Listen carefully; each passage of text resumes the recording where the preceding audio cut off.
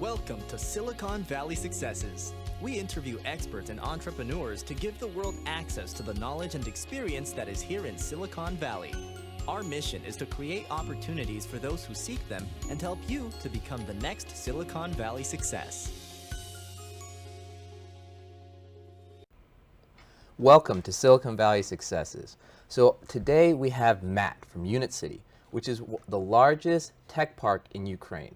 We're going to talk about startups coming from Ukraine or Eastern Europe here to Silicon Valley. We're going to talk about some of the advantages and disadvantages they have. And we're going to talk about a lot of opportunities that many people at home that's watching this may not know about. So to start, Matt, could you please introduce yourself? Well, first of all, I'd like to say thank you so much for having me on the show. Introducing myself, let's see. Have you ever heard of a Rhodes Scholar before? I've heard that term, but please do elaborate. Yeah, so it's pronounced road, but it's spelled differently, R-O-A-D. So, and that means basically, I've spent a lot of time on the road. So I'm from Northern California, but I lived in Europe, worked in Europe, London, Paris, and eventually ended up in Moscow for something like over 10 years. Oh, wow. Yeah, so was doing a lot of commercial real estate in Russia and Ukraine. And today I continue to work with Ukraine. Oh, wow. Mm-hmm. Okay, and when did you come to Silicon Valley? I'm actually from Northern California, and I started my career in tech. I was covering technology companies for an investment bank. And I rode that internet boom all the way up and then all the way down. And I got off the roller coaster at the very bottom. Okay, sounds good. Yeah, and then, yeah, that was an interesting ride. And then I decided to have a change of scenery. So I spent some time in London and Paris, ended up in Moscow, and I made, I'd say, a lateral move. So my career always had something to do with dollars and investments, initially technology companies, then private equity. Okay. So initially it was investment banking, covering technology companies, then private equity, and then commercial real estate, and did that for a good long time. And then came full circle. Eventually the real estate brought me back to technology, tech innovation parks, and I represent the largest one in Ukraine. It's something like 62 acres. Wow. Yeah, in the capital of the country. And here I am back in California too. So it's kind of nice to have traveled this full circle, and it all kind of makes logical sense, and you know there's a storyline. So yeah, I'm really happy about that. It sounds like you've had this amazing adventure, traveling the world and experiencing all these cultures and that. So with your role right now at Unit.City, could you explain first a little bit what Unit.City is and kind of the idea behind it and what the goals are for it? Sure. So Unit.City is a huge tech innovation park. Now, we hear those words here in the U.S. and we think we know what it means, but I don't think we really do. So it's one place where there are all kinds of different technology companies, and we have that in Silicon Valley, but we have to drive everywhere to get from one place to another. Okay. In Kiev, in Unit.City, we have a central square, and there are all kinds. We have green areas and outdoor cafes and food vendors when the weather's good, and you know it's a very nice territory, and it's huge. It's getting bigger every month. I took someone from Silicon Valley there who was asking me. He was saying, "I don't really get the idea of a tech innovation park," and as we were crossing that central square, he met 4 really interesting people just by accident. Got their contact information. By the time we got to the other end of the square, he says, "Now I get it." Okay. Yeah. So you just bring together all these great minds from different sectors, say coding schools, accelerators, big companies, R&D centers, startups, and you just mix them all up. Yeah. And I like to think of it as the power of proximity, or also, I thought up this term driving here, forced serendipity, like, you know, kind of make your own luck kind of thing, bring all these people together. So in this tech park, people are living there, raising families, everything, or is it just more for those guys, they just graduate from college, they single, work, 6 months, leave? Like, what's kind of the social dynamics of it? You know, you ought to work for us because that was a really good question. That's the direction we're going in. Okay. Yeah, so today we have no trouble attracting startups. We're just, we don't have to advertise nothing. They're always there. They want to be part of our scene. And eventually we are going to build residential units. We'll have schools for kids. You could raise your kids there. It's going to be a delightful place for anybody in tech who's raising a family, but that comes a little bit later, in a few years. Okay. Yeah.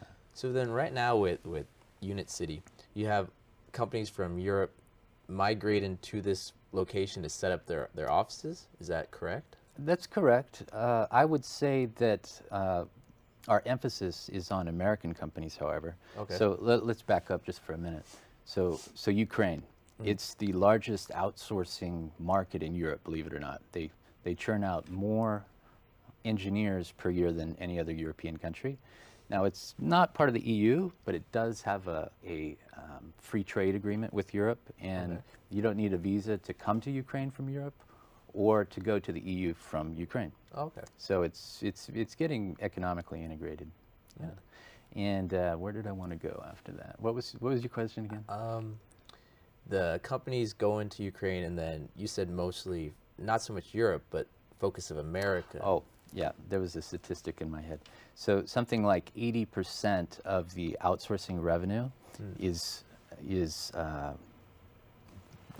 serving U.S. companies. Okay. Yeah, so U.S. companies are very important to Ukraine. Now, are these companies early stage companies, or are they more corporations? Who are they? Yeah, I think they're big corporations, they're startups. I'll tell you which companies we're interested in.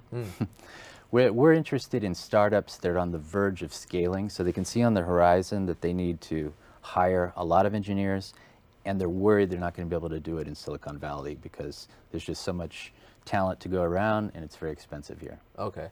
So with that expense, how much cheaper is it in Ukraine to hire engineers there versus the U.S.? You know, it depends on which language you're talking about, but I would say the Coding pecking language, right?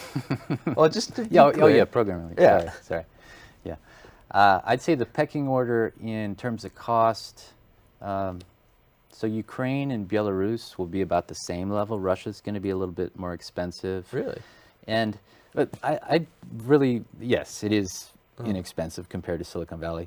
But if someone is only interested in cost, how much it costs, if they don't hear anything else, if that's all that matters to them, we don't want that kind of customer. Okay. Because they typically make a lot of mistakes. They're focused on the wrong things. Okay. I'd like to tell you what is interesting about working with Ukrainian programmers. Yeah. Okay. So in Asia, in a lot of Asian countries, I hear complaints from people that they hear yes a lot.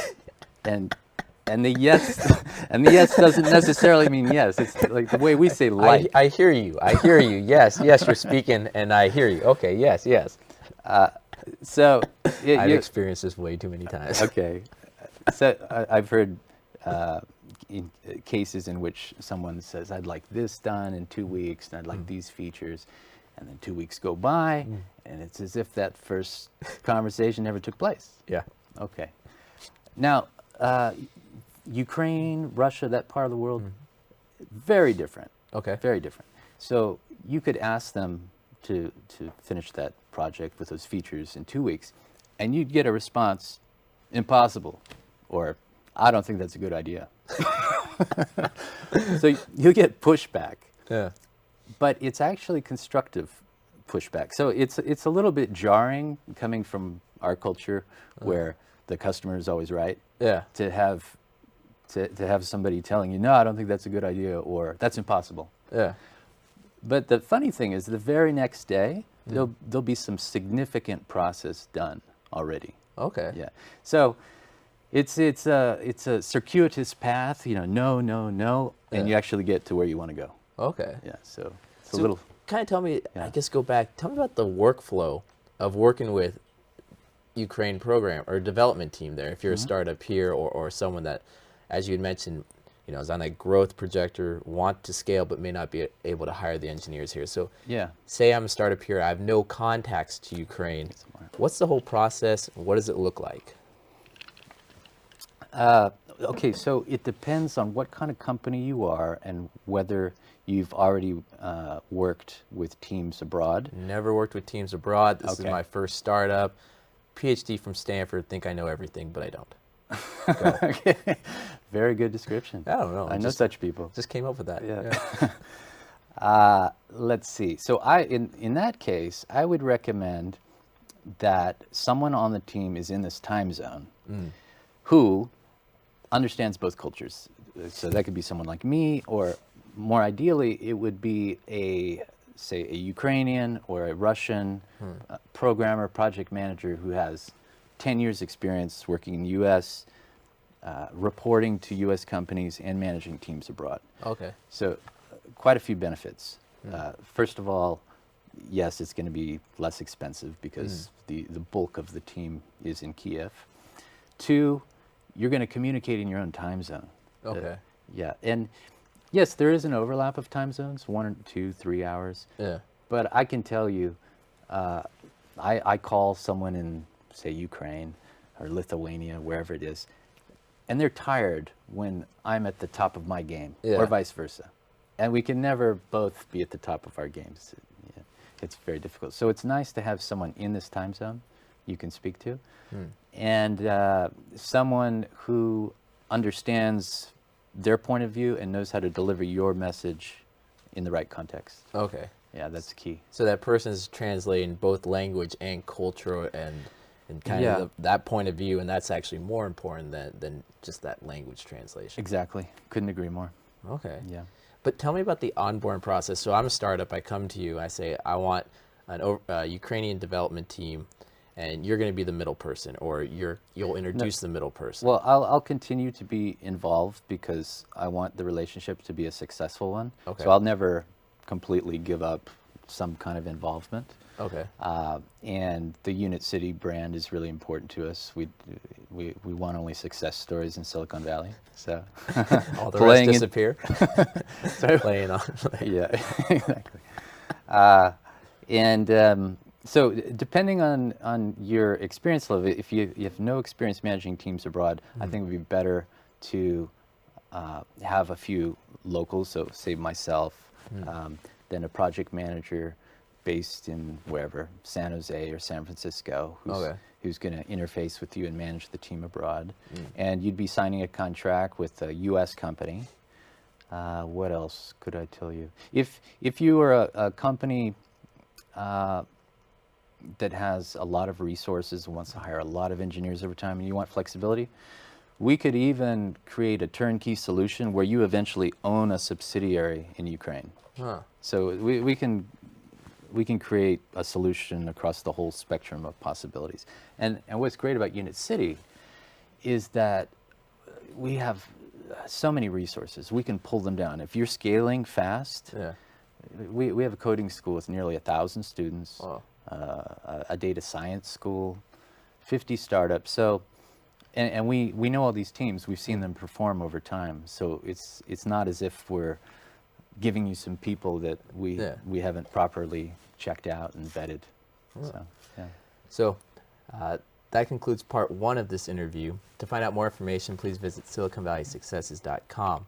And in part 2, we're going to continue to talk about more of Unit.City, the resources, and startups from Ukraine coming to Silicon Valley and vice versa. So with that, let's start part 2. So Matt, could you please talk about a little bit more about the resources at Unit.City? So I mentioned the coding school. Let me flesh that out a little bit.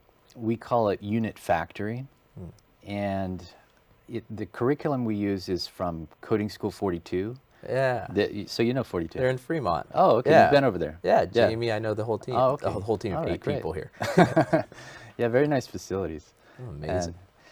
So we have their curriculum, and the other, I guess the most striking thing about their program is that tuition is free. Yeah.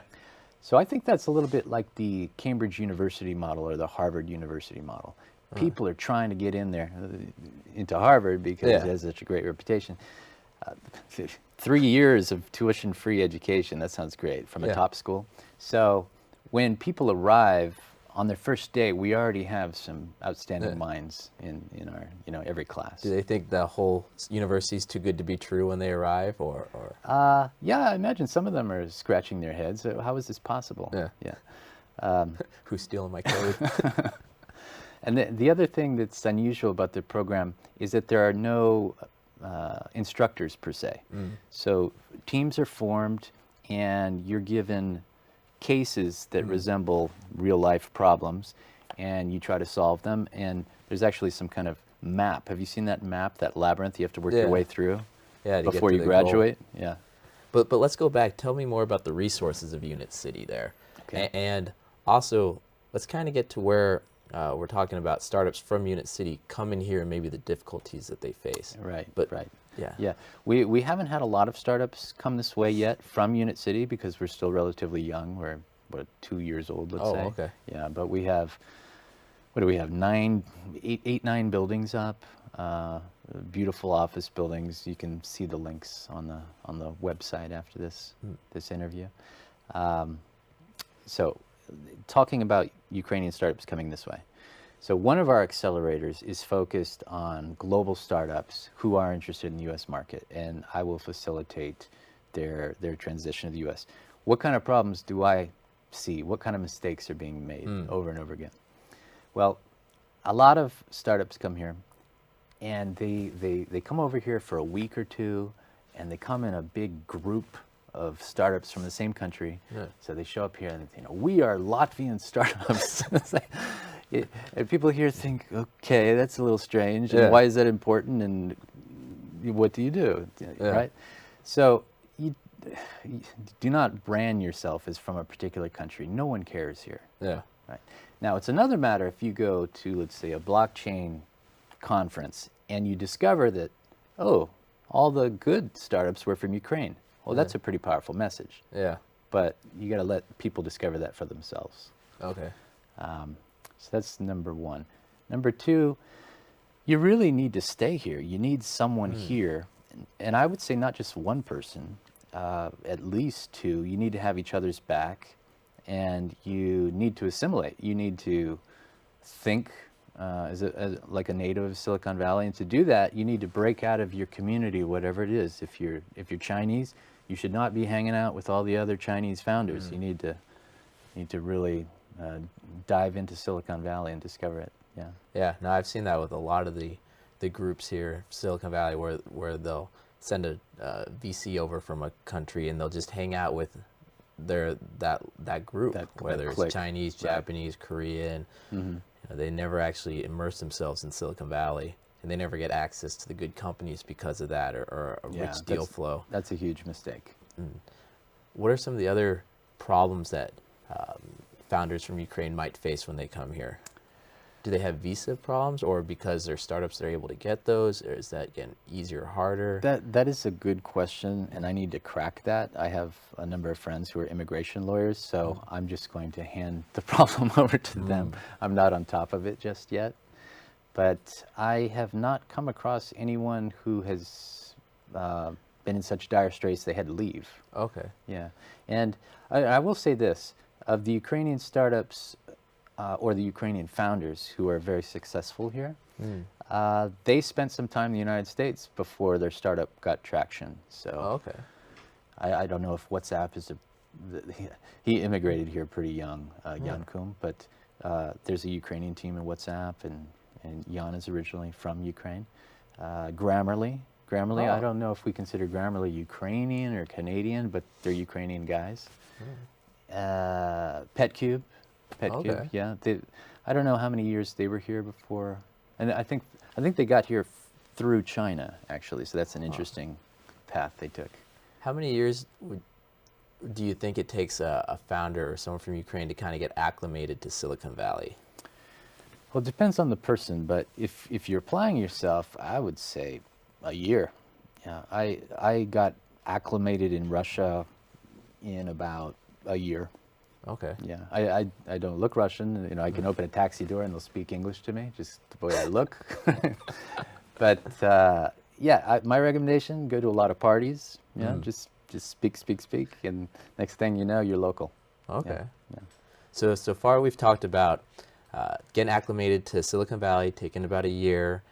The founders, when they do come here, it normally will take them a little while to get acclimated, and when they're here, they should associate outside of just their home country's group. Oh, of course. We talked about when if a startup team here wants to outsource their development to Ukraine, best to have a project manager or 1 or 2 points of contacts here for that team overseas. There'll be a cultural difference. There'll also be a time difference. But the cultural difference is the biggest. Trumps everything else. Trumps everything else. We also talked about the technological park and the benefits of it with everyone in such a community. What are we missing? What hasn't been covered so far? One area that I'm developing is events that tie together different tech ecosystems, and obviously the one I care about is Kiev. Okay. I will pull in some others as well. And the time difference is difficult, but you can include startups from Unit.City in the agenda for a particular event. So we have through Silicon Valley Planet, that's a group that I formed. Oh. And yeah, you think you're aware of it? Not sure, but I can't wait to see this video on it. Okay. Too many organizations with Silicon Valley in their names, but A lot of those domain names are taken. right. So we have a FinTech event coming up on corporate pilots. Okay. So we'll have some experienced individuals from big corporations, from startups in the FinTech space, telling us how to be successful in setting up a pilot, what not to do. And I'd like to have a series of such events across different sectors.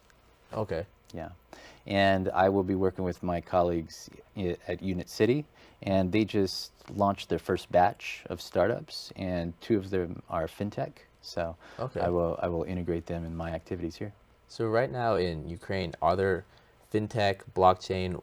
What are the developers ahead of there? Yeah. Or in the forefront of? Yeah. So their strongest verticals are technological verticals, not so much market. And I just want to stress this point.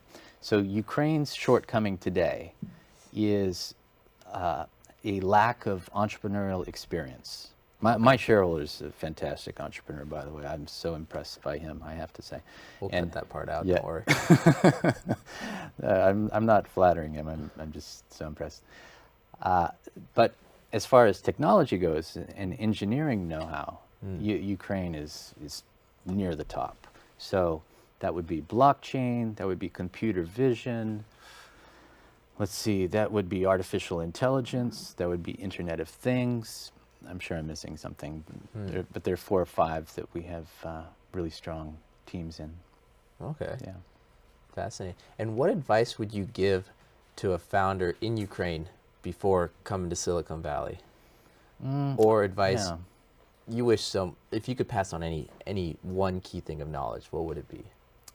I suppose I would try to engage in some long distance acclimation. I'd read up. I'd watch a lot of videos, like this video, for instance. I would learn how VCs do business here. Okay. How do they do them different here than in Ukraine? And this is a gross generalization. Okay. First, We got time, don't worry. I would say that typically in that part of the world, businessmen want to control too much. They want to control absolutely everything, their employees, and they're not capable of sharing. They're not interested in sharing. They're afraid of sharing. Oh. Now, my shareholder is the exact opposite of that, and that's why he's so unusual. He works through partnership, and that's how he grows his businesses and how he manages risk. As someone who's lived in that part of the world for so long, that is I can tell you that is so unusual. And it's so great to have a shareholder like that for our tech innovation park. So an investor invested in early stage companies, he going to try to acquire 60% of the company? Or when you're saying control it, could you go into a little bit more detail? Well, there are a number of venture capital firms in Ukraine, and they're good, and they're plugged into Silicon Valley. So I'm not disparaging them at all. There's not enough of them. That's one problem. Not enough angels. But I'm speaking about the founders, the typical businessman. If he's not plugged into the Silicon Valley way of doing things, if he's not trying to get here, not educating himself, and he's just doing business, he just has a new enterprise, often he'll want to control everything. When he sells the company, he'll overprice it. He'll want to sell 100% and make a killing immediately. Yeah. Okay. So there's a learning curve. Okay. Yeah, a cultural learning curve. Wow. Yeah. That is different. How about the presentations, the pitch decks, and that when the companies come here, are they prepared? Or is that something that they have struggles with as well? Yeah, if they're at Unit.City, chances are the pitch decks look pretty good because we have some really talented folks running our accelerators. We've got one gentleman who spent, I don't know, 3, 4, 5 years living in New York City. So there are the international mentors that are coaching. Yeah, we have those. My pet peeve is that they're too colorful. They're too busy. There's just so much graphic artistry going on. I can't see the words. Yeah. So with that though, I'd like to give you some time. How can people contact you and tell them last little bit about Unit.City? Right. Well, you'll learn so much more about Unit.City by coming, and I know the majority of you aren't going to do that. So there will be a link in which you'll see our shareholder walking around the Tech Innovation Park, and there's English subtitles below, and that'll give you a great sense of what Unit.City is all about.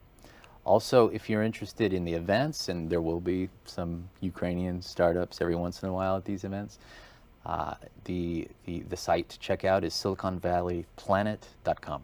Okay. Can you say that one more time? siliconvalleyplanet.com. And Unit.City, Unit.City is the domain name, and there'll be a link showing the actual tour of the territory. Okay. Yeah.